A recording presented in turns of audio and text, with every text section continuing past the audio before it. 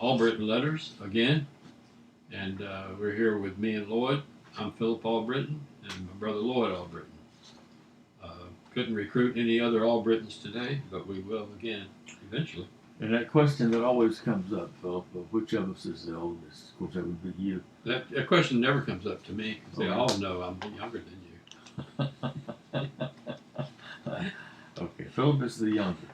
All my friends know about me. Well, Philip, it's good to see you over here again. It seems like it's been a long time since we did the last episode. It has been. I needed a little break, and you've been busy with some things that you had to sort out, and I needed a break just to get my mind on some other things. Yeah.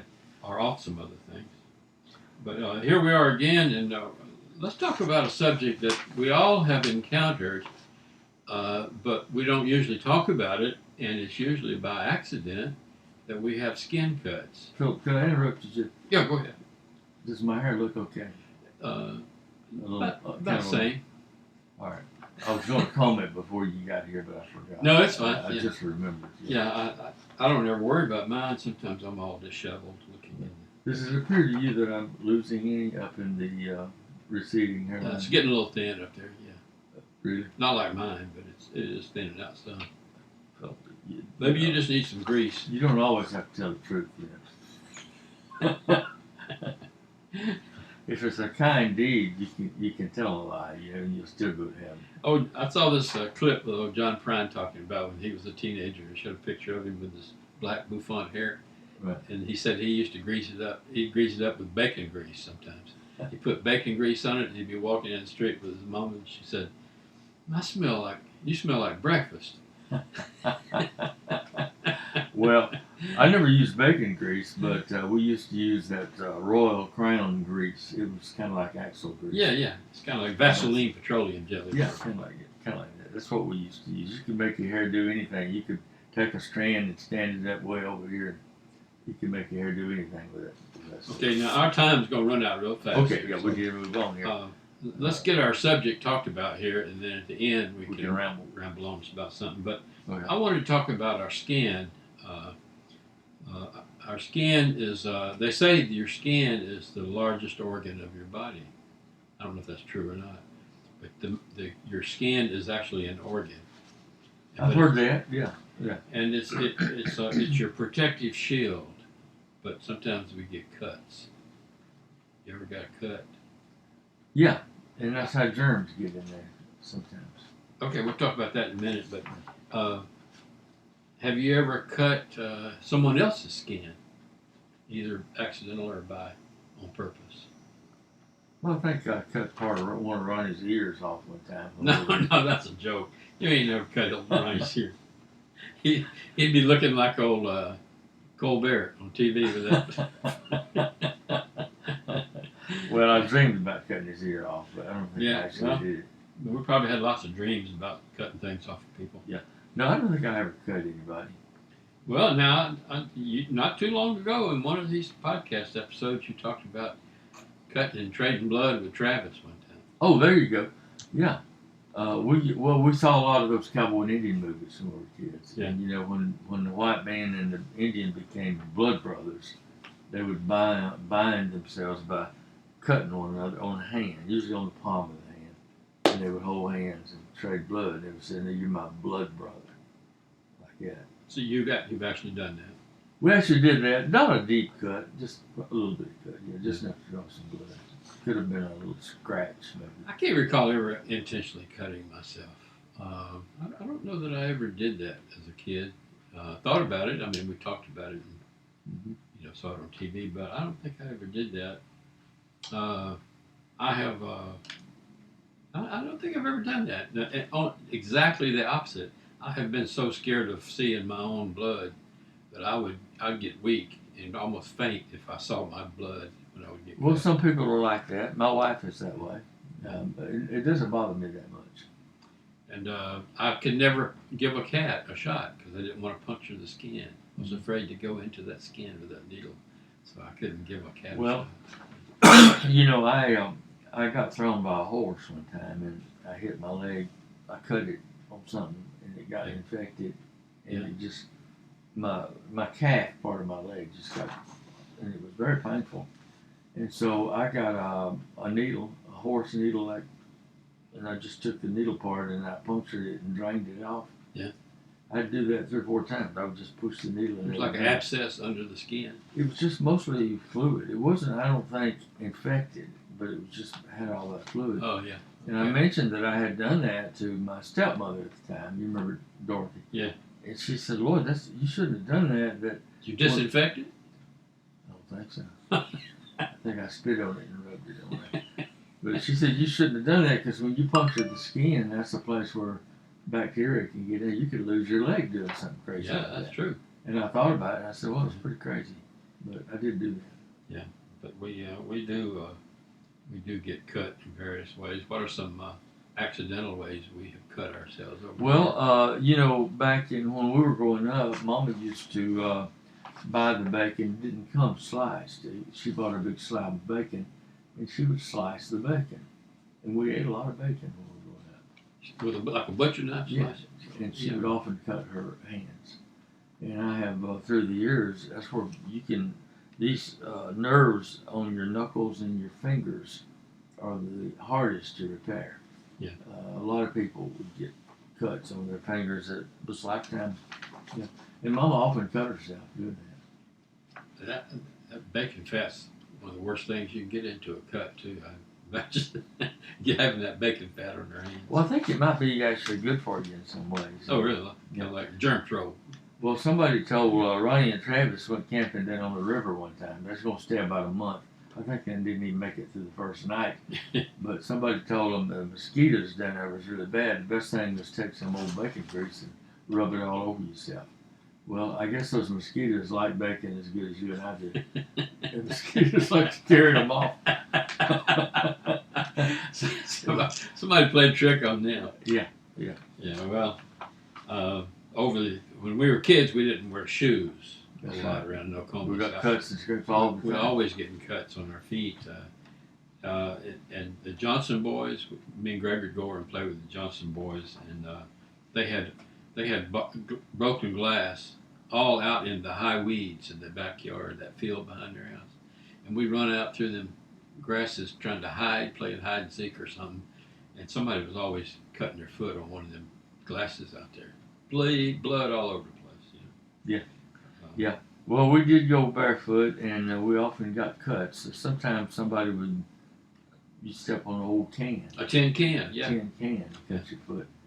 I'm wondering, we must have had, although I don't very seldom ever remember going to a doctor when we were children, but we must have had a very good immunity system for No all doubt. the cuts and scratches that we endured, and we didn't lose any legs. Well, Mom had that medicine called Germ-Trol she got from the Watkins man. Off that Watkins man. And she would put Germ-Trol on it. It was like an antibacterial cure-all Good for stuff. everything. Yeah. And she poured on them cuts. They get cut. Yeah. Sort of like old people used to use castor oil or black dot. Yeah. For stomach issues. Yeah. Well, No, I've never deliberately done it as far as any self-harm kind of way. Just playing around maybe with a pocket knife. I have cut myself accidentally. okay, now we have moved on from the intentional to the accidental. A world accident. Well, that would have been an accident. Okay. Yeah. But Yeah. cutting our feet, we did a lot of that.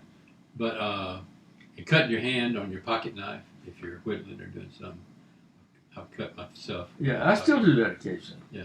I have to be more careful now because I'm diabetic. Food preparation or whittling or working on something with a knife or accidental in the yard, a glass, we'd cut a few. Or whittling a stick. Yeah. A favorite pastime when we were younger. Mhm. Whittling. Anybody ever cut you? Like, did Marty ever cut you? He threatened me one time with Jim Lee's pocket sheath knife. No, Marty had a knife on his Yeah, hip. Marty, he might have threatened me a few times, but I didn't take Marty that seriously. Now, old Cecil Tuberville threatened to cut me one time. Donnie Cook threatened to cut me one time. Oh, really? Yeah. Donnie? Donnie, yeah. Huh. He was just, he said he was playing, but man, it scared the dickens out of me. Well, old Cecil, and I still talk to Cecil occasionally. He's, a lifetime old friend of mine. Yeah. But Cecil was a little crazy. You didn't mess with Cecil too much, but we had skipped school one day, me and Cecil and Arthur Gunn and an old boy named Jeff Bridgman, and we went down to Little River to swim that day, trying to figure what we was going to do on our day off. And we were throwing one another in the water off that pier. Uh-huh. And Cecil, he wouldn't allow himself to be thrown off, and he picked up some kind of piece of tin or something. And he said, "I'll cut you." So, back up, I'll cut you. And I took Cecil seriously. I said, I didn't want to throw him in that bad. We're lucky to have gotten Because through I life, figured he would have cut me. to have gotten just all through life without ever being stabbed by somebody else. Well, I've never been stabbed. I've never been stabbed, but I'd almost rather be shot than be stabbed. Well, what exactly does your skin do besides protect you from cuts? Well, that's what it does. It protects us from our whole body. It kind of holds it together. It's kind of like a wrap. And Keeps the germs out. keeps germs and bacteria out. Yeah. I think that's the original design of it. It's for that. Can you think of any other reasons? No, but there are so many diseases of the skin too. Now look at my face; these little bumps that have come out on my skin. That's Well, age. that's not really a disease. That's as you grow older. I don't know. That's your little. Isn't it a result of your liver issues or internal? There's 1,000 different things that cause that. Some people inherently have good skin, which makes you look, as you get older. Now, I look at my skin now. I remember when I see a young person in their 20s or teenager, Yeah. and I notice their arms. Their arms are just blemish free Right. and nice and smooth and moist. And of course, my skin, as older I get, the more translucent it gets. Have you ever looked closely at Donald Barlow? Donald Barlow is my age or older, maybe a year older. Donald is like that. He's got the skin of a 20-year. His face is blemish free. It's just as smooth and Really? dark. Yeah. Well, that has to be a genetic thing. Some people have. I think it has, genetics. Plus, it has something to do with the kind of skin you have. There's a ruddy skin. Yeah. There's different kinds. Well, of skin. and it is exposure to the sun, but we have an epidemic going on today. My wife just had to get some vitamin D. She's very pale and white.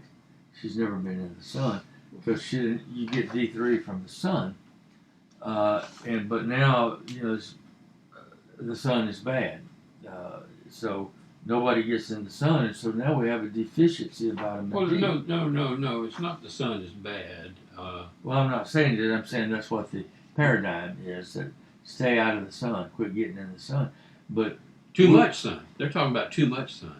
well, when we grew up, during the summer months, we never wore a shirt. We went, bareback and barefoot.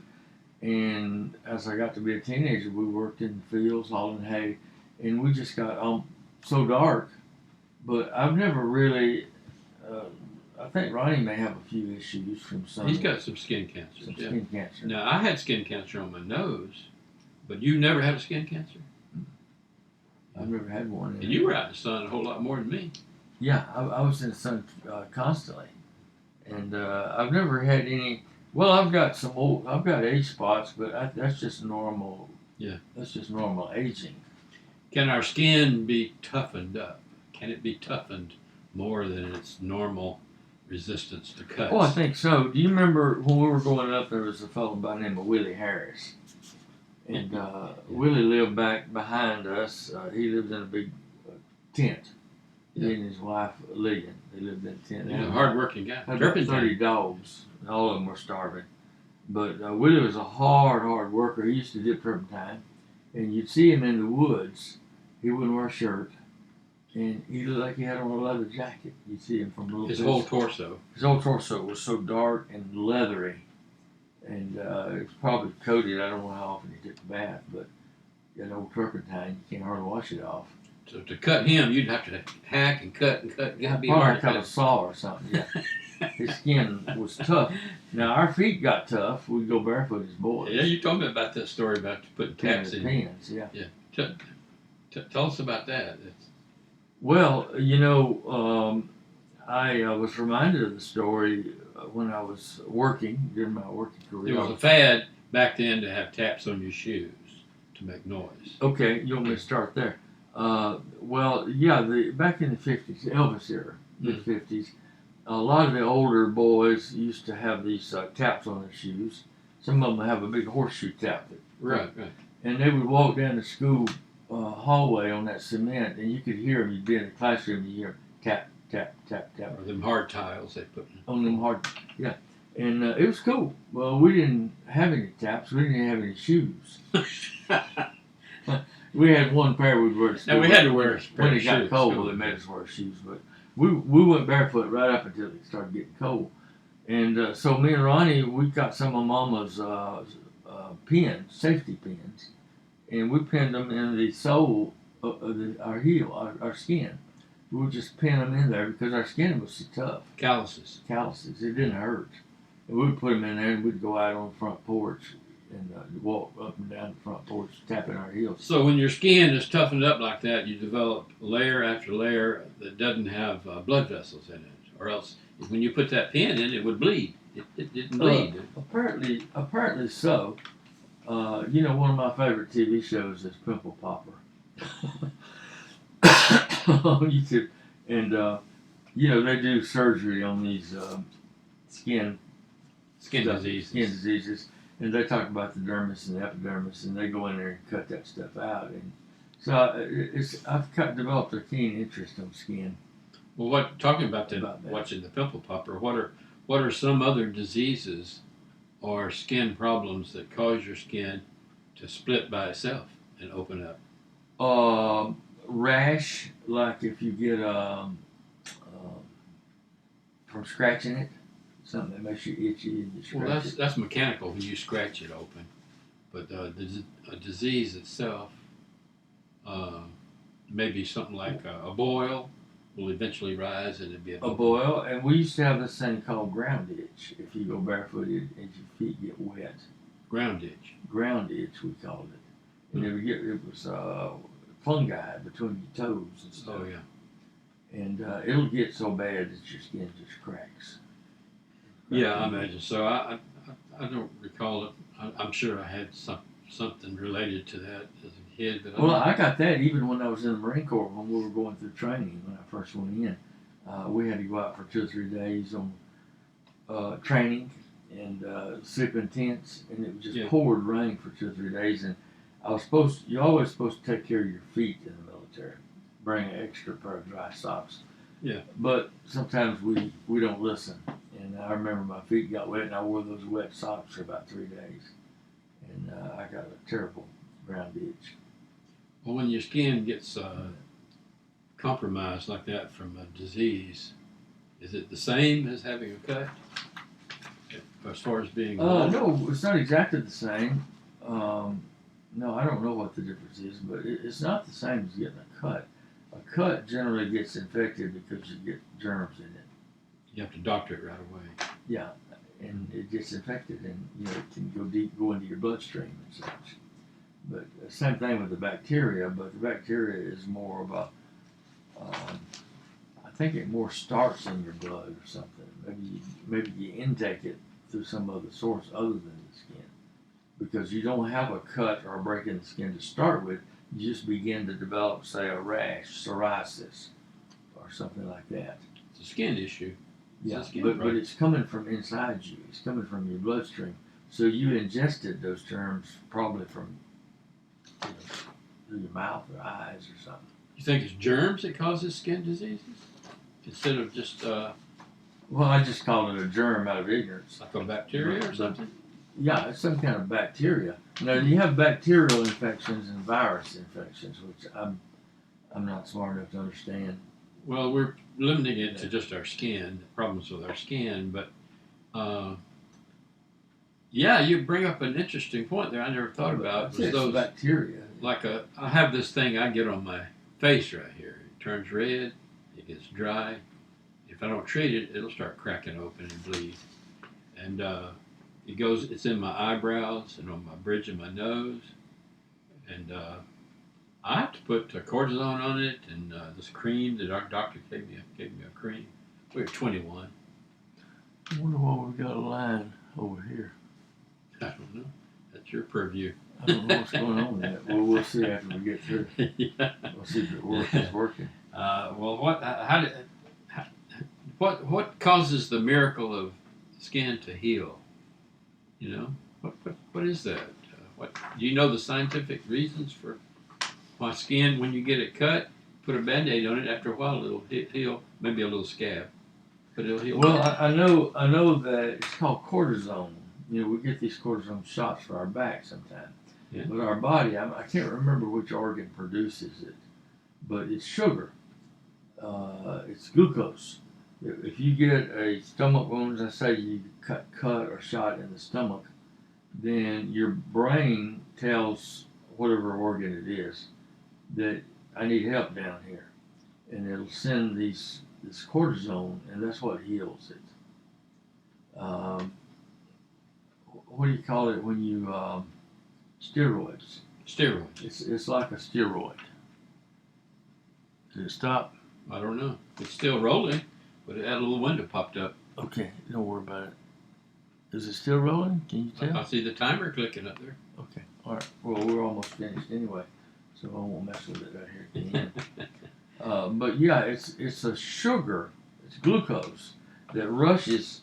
So that's why sometimes when you don't not hungry, because your body is rushing those reinforcements to that wound to heal it up. Mm-hmm. And this somehow related to steroids or glucose, which is sugar. When I was living up here in Brad, right after I got out of college, I was living here in Brad. We were selling the portraits and all. I was working on out there in the yard. I had a table saw. Maybe it was a table saw that Al had loaned me or something. But I was cutting some wood for frames or something, and a piece of wood kicked back and ripped through this little webbing part of my skin right here. Right. And it tore through there. And after it healed, I've still got the scar there. See that scar? Yeah. So why do we have a scar when it heals back? Well, I don't know exactly biologically. I couldn't explain it, but we do. That's where it heals over and the skin toughens, and it's part of the healing effect. Apparently, you can get scar tissue even where they cut doing surgery. That's right. That's right. That's right. Some people. My first wife, June, the mother of my children, she had a cesarean section. Our first child. Yeah. For whatever the medical reasons, I don't remember. And then, so back in those days, if you had one, you had to have two because you had that weakened spot in her stomach. And they cut you from stem to stern in those days, the women. Any woman that's ever had a C-section knows that now they can do it with a little incision, small, that they stretch out. But then they cut her all the way up to her navel. I thought they did like a half oval. They didn't do her. They just cut her about yay long. It was a big cut. And after that, they said you shouldn't have any other surgeries. So they had to do they did 3 C-sections. Mm-hmm. And she had this scar. So they said later that she shouldn't have any more children because of adhesions, they called it. And that's the scar. Yeah. Well, which is where the skin is all jumbled up. Susan had to have a C-section. Julie was born the last one we had. But I always thought the C-section meant the shape of that scar was a C. But that ain't the reason it's a C-section. It's a C-section because it's called a cesarean. Cesarean. After Caesar, a cesarean section. No, I wouldn't know that. Do you know that? Or? Yeah, I don't know why it's named after Caesar, but that's why it's called a cesarean section. Maybe Caesar started it. I don't know. Maybe he invented it. Have you ever had to hold on to something by the skin of your teeth? I have. You've heard that term. The skin of your teeth. Yeah, I'm not sure how they derive that particular term, but yeah, I know what it means. But I guess it's like barely. You just barely. You're barely holding on, just and your teeth don't have much skin on it, so you just barely holding on. Yeah. Oh, speaking of skin, by the way, I did take your recommendation. I've been watching that show you were telling me about, Monster. Oh, a serial killer guy. Ed Gein. Ed Gein, yeah. Yeah. Philip was telling me about this movie, and it's pretty gory. I don't really recommend it. It's interesting. It's a horrible movie. The way they produced it is they put in all the details and the gore and all that stuff. but the story is very interesting about him. Well, I went and read about him on just to see if he was a real person. Yeah, he was real. But anyway, I think since our sound seems to be malfunctioning over there, we probably should wrap it up and then see if that worked.